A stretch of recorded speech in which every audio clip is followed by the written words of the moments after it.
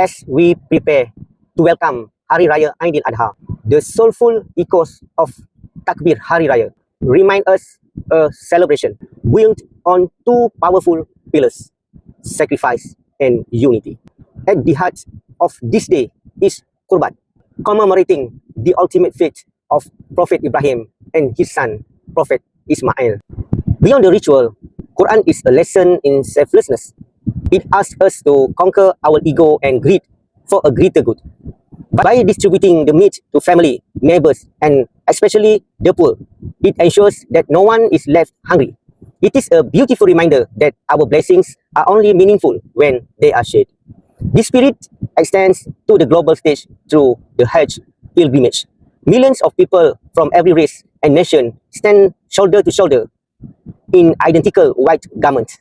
In a fractured world, it sends a definitive message. We are all equal and we are all connected. Here in Malaysia, this unity comes alive through Gotong Royong. We see communities working hand in hand to prepare the sacrifice.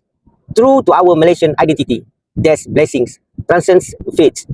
The kindness and food shared reach our non-Muslim neighbors, turning this sacred celebration into a bridge that strengthens our multicultural harmony.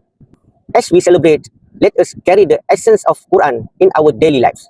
Let us practice deeper empathy, look out for the vulnerable, and protect the precious unity in our nation. Wishing all Muslims a blessed Selamat Hari Raya Aidil Adha, a wonderful day ahead. Selamat Hari Raya Aidil Adha.